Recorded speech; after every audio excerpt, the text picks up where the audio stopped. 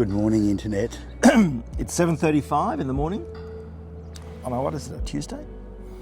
It's Tuesday morning, and we acknowledge the traditional owner of the greeting Good Morning Internet, and at 7:53 a.m. Nullarbor from Itchy Boots. 7:35 a.m. From Itchy Boots, who's now to 3.5 million views, much like ourselves.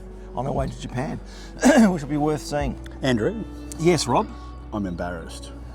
Why are you embarrassed, Rob? I'm shamefaced and embarrassed because since our last video, I spent a little bit of time looking up why the Indian Ocean's called the Indian Ocean. I thought that was going to be a bit more of a confession just then. Oh. Well, you see, I always think of the Indian Oceans in Africa and Australia, but what I never really contemplated is that Google makes the very strong point, actually it was ChatGPT, makes a very strong point that the Indian Ocean actually is the only ocean named after a country, because the Indian Ocean, of course, when you look at the map, pushes up right up against India. But it does raise some interesting questions around why other oceans have the names that they have. And we did look that up as well. So the Atlantic is named after Atlas. I don't know why, but it is. Who knows, but it is. The bloke who had to carry the planet around or something. The most ironic of all is the Pacific. The Pacific, named by Ferdinand Magellan, great mariner, who, as he came around the Cape of Good Hope? No, Horn. South America. Came into the Pacific around South America, and the ocean was very calm, so he called it Pacific after being pacified. Like he thought that it was like Pacifico. He thought it was some sort of magic ocean that was always calm. Oh, how wrong he was. Apparently the roughest ocean in the world. So a sea that was named after one good day. Yes. So a sea misnomer. Great Southern, that's easy. Great Southern, we knew that one. And then the Arctic has come, something to do with the Greek word for bear and a constellation of bears. Which is directly above it. And funnily enough, the Antarctic is opposite of bear. Anti-bear. Anti-bear. So did we cover them all? I think so. There might have been. There might be some more, but they're the main ones. They're the main ones. There's not more oceans. Okay. No, there's a lot of seas, but not so many more oceans. So that's that. So we're in Kalbarri. We're about to leave. Beautiful. A beautiful you day can see over yesterday. there, it's not it won't be as visible on the video as we'd like, but there's a wonderful shore break over there. Then there's a little isthmus, and then this is what we're looking at here. This lagoon is actually the exit for the Murchison River, which we sort of followed several. Are you doing a special video of that? I will do a special video about. So you will have seen it. Yes, you will. You will have seen the Murchison Gorge yesterday. We do, unusually so for a motorbike trip. We walked about 12,500 steps yesterday. So here we did it a lot. Yeah, I did. A little bit of humour for the morning. Please. Yeah, the local butcher shop, T-Bone and Sons, who say, it's a pleasure to meet with you. And we have E-A-T? Yes, and we have meat to give pleasure to you. I thought that was good. And then the other one that I quite liked was the chef, the person in the bakery. We went back to the same. The Red Bluff Bakery, which is pretty enormous, good. Enormous. And at 7 o'clock in the morning, it's not seething, but at 9 o'clock in the morning, it is absolutely. So the lady who seems to run the place had a T-shirt. All it says doesn't say anything. Just says, in my defence, I was not supervised. I thought that amused me for this morning. And it is a beautiful morning. God, the weather up here. It's, again, cloudless sky, starts about 20 degrees, finishes about 26 degrees in the afternoon, maybe a little bit warmer if you go north. Where are you going? We're going to Carnarvon. Which we were going to go via Hamlin Pools. but after an extensive consultation with ChatGPT last night, where they said Jeffrey, the Hamlin Pools viewing platform, where you get to see the Stromolites. Gonski. In the last cyclone. Yeah, rebuilt. And so ChatGPT says, now that it knows all about us. Now that it knows we're riding motorcycles, even what sort of motorcycles we're riding. And everything, it knows everything, it's amazing. Said that given the itinerary it would suggest is that we would come back to Hamlin Pools when the boardwalk is rebuilt. And that we would be much better off devoting our time to the Carnarvon Space and Technology Museum. Because that's a natural interest to us. Because Rob had done an earlier search about SpaceX. Yeah, so, and it knew, it remembered a lot of things about me, which is quite interesting. It's another whole... We did this over dinner last night. Another whole topic. It was a scream. And ChatGPT has a personality. It's got a It's very particular funny. way of expressing itself. It's at one stage Rob had to observe to it was being quite humble about its mistake, and It did make a mistake. It did make a mistake. Anyway, so that's what we're doing. Today's a bit of a Carnarvon's a bit of a far Originally described by ChatGPT as endless WA landscape for today. It retracted that. It retracted it when it found out, when it remembered that we were on motorbikes. It then completely changed that story to say what an amazing experience. As you it will was not be going looking through. at it through a windscreen in air conditioning, but That's in it. fact experiencing it. I would change my description. It was amazing. It was quite cool. So anyway, so apparently we're going to have a marvellous day on motorbikes going through the endless WA landscape. And it did apologise to WA for that description in the end. It realised it was obviously tired and grumpy at that point. About 450 k's, thereabouts, wasn't it? Yep. Maybe 500. 500. Just a mere trifling. A trifle. And then just a night at Carnarvon, but hopefully in time for the space mission. Oh, I don't think we'll get there this afternoon. I think we'll tomorrow go there morning. Tomorrow morning, because then we go to Exmouth. And that's a probably shorter 300 k's. trip. So I think we'll do the Carnarvon Space Museum tomorrow morning. But anyway, that's it. We had a nice dinner last night. Well, no, it wasn't. It was okay. It was weird, super weird. We were the only people in the restaurant.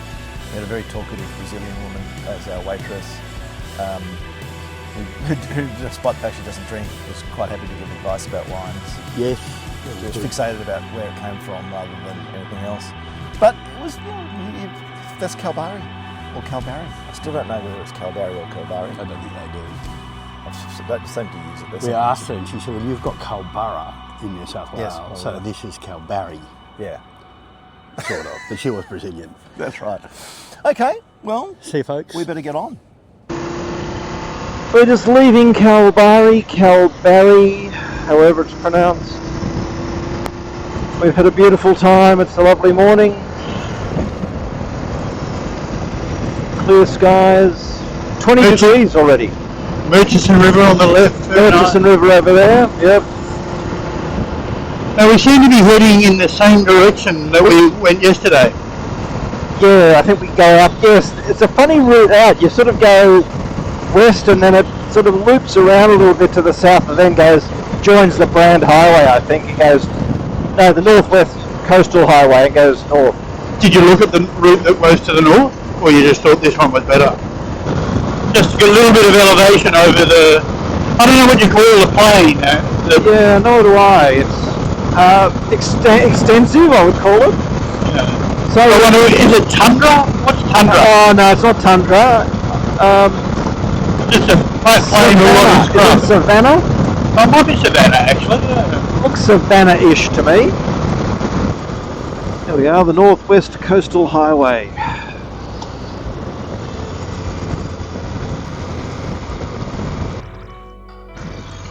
No, more odd than a place called Northampton. Billabong, 129. Oh, that's the first Yeah, that's where we house. should top up.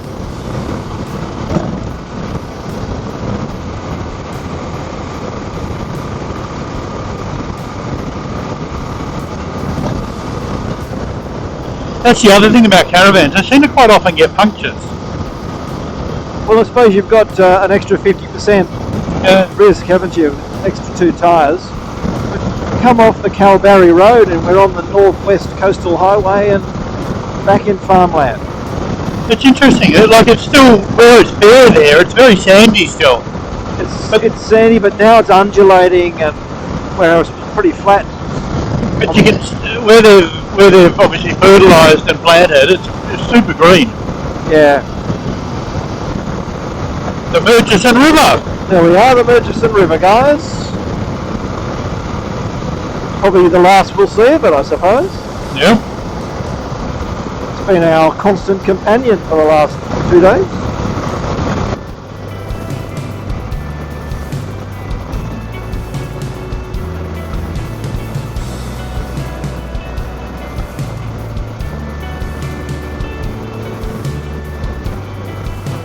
I was just going to make this observation. I didn't do.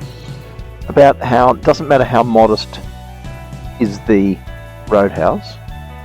and they usually are quite modest. It is like an oasis. That coffee was pretty reasonable. Except it was long life milk. Oh, you don't like... Oh, because it's sweet. But putting that aside, it was actually pretty good. And what about the original Billabong Roadhouse next door, established December 1962? No petrol. No petrol. Every single pump out of order. A bit odd, actually. Because this is the Billabong Homestead Hotel Motel Roadhouse. Been acquired by an Indian family, as we found is often the case, and they have full Indian kitchen. Tell you what, you probably get a pretty decent curry here. Good Rogan Josh. Good Rogan Josh. They probably have curry night every night here, as opposed to Thursday nights. But lots of people around. Yeah, no, it's amazing, isn't it? Everyone wants to stop. Yeah, it's. You sort of well, that's the thing about going through the endless WA landscape. Thank you. You've got to stop. Thanks, ChatGPT. The endless West Australian countryside. I'm ready. We're all juiced up. Juiced up, coffeeed up. Coffeeed up. We're juiced up. The bikes are juiced up.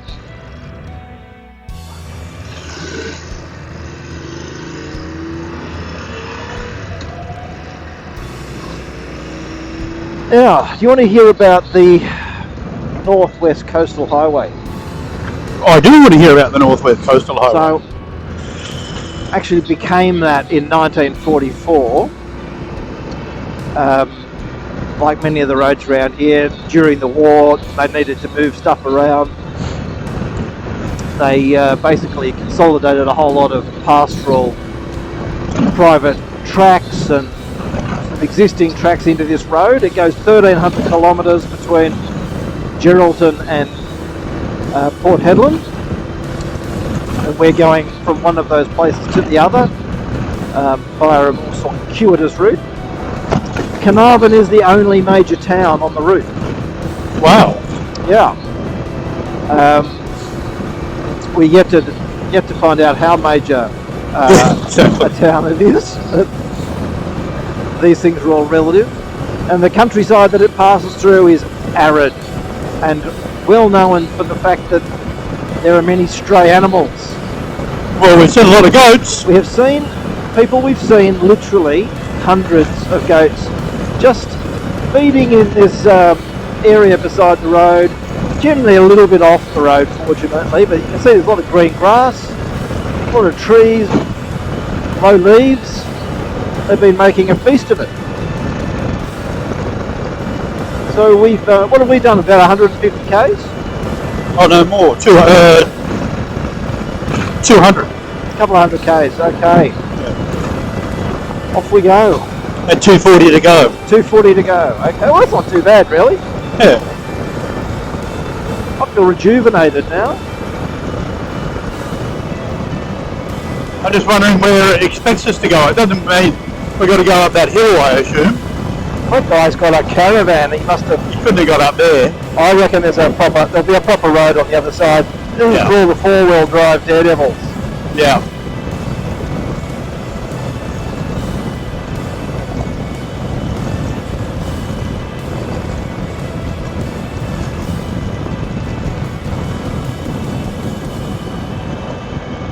Yeah, there is. It's not only a lookout, it's a scenic lookout.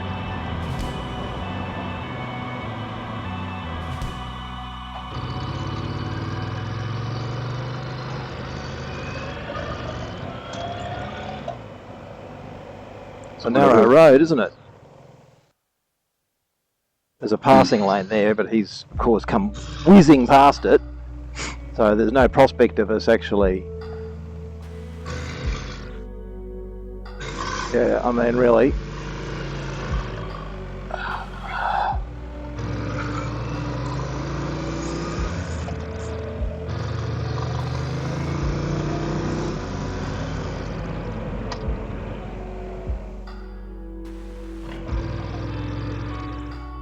Oh, wow. Oh, fair bit of sand out there. Well, that's the ocean. That's the bottom of what the ocean looks like. I suppose that's right. Hmm.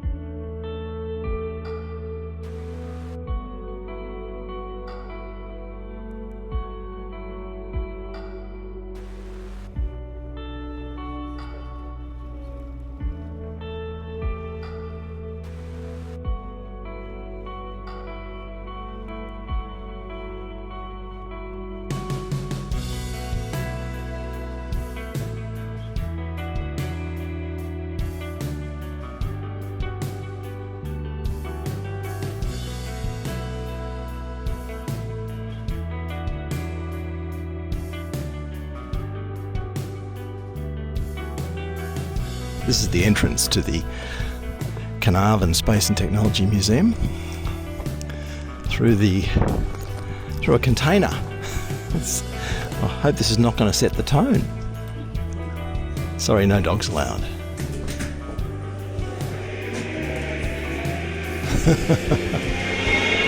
Oh my gosh. Welcome to the Carnarvon Space and Technology Museum.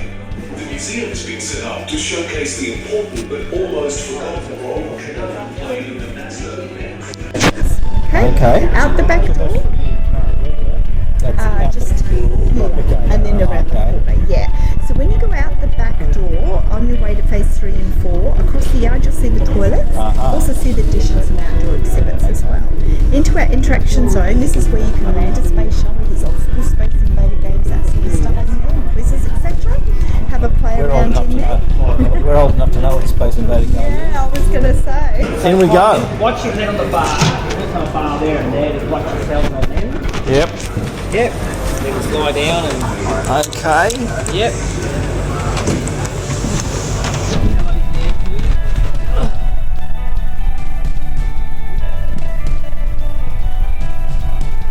Oh, there's the telescope. It's not very big. Oh, it's not. So the turnaround's Very close. Yep. Fortunately, he didn't ask us for Apollo 11, this is the Launch Operations Manager. The launch team wishes you good luck and Godspeed.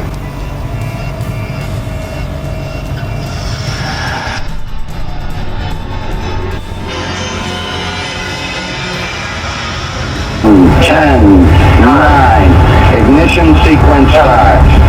6, 5, 4, 3, 2, 1, 0. All engine running. Liftoff. We have a liftoff. 32 minutes past the hour. Liftoff at Apollo 11.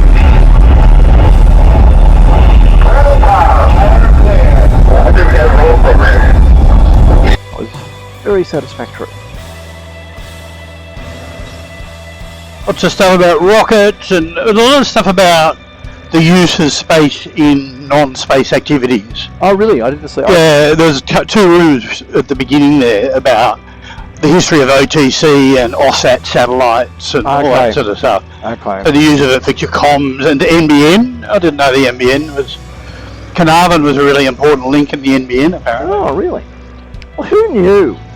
Who knew? I knew nothing about Carnarvon before arriving. It's the beauty of travel. Carnarvon's been the centre of the universe for a few things communication related. And it seems it was Wilson Tuckey's electorate.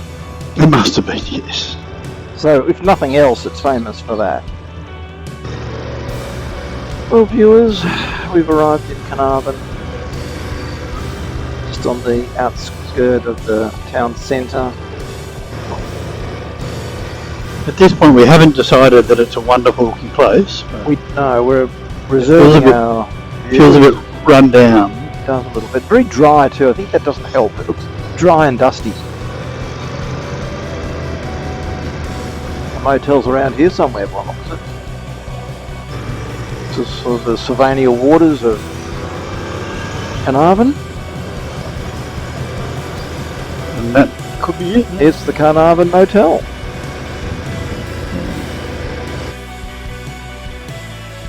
Oh, it's got a Gated.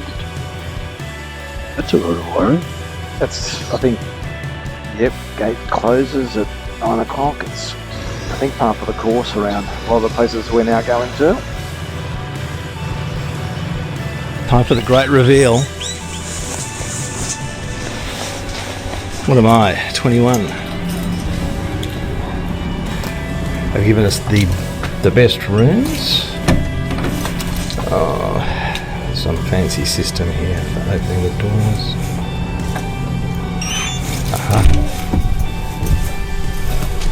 Ta-da! No time wasted on carpet.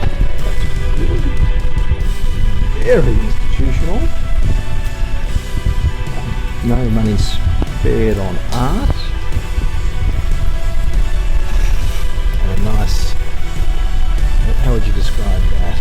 District view with the security mesh. The place has a electronic gate. It's 9 o'clock. lifted vehicles. Oh, yes. Yes, it'll do nicely. If I ever go to prison, I think that's what it will look like.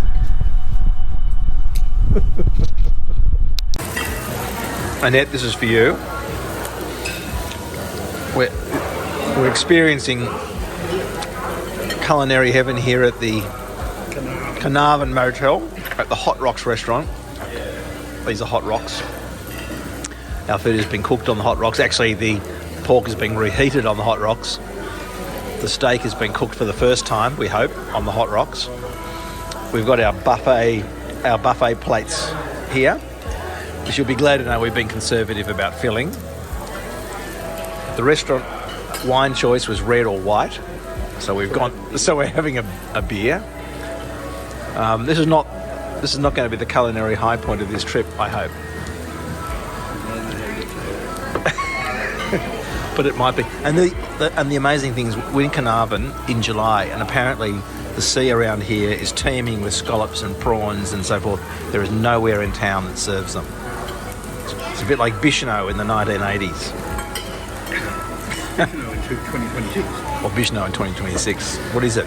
Anyway, it'll do us.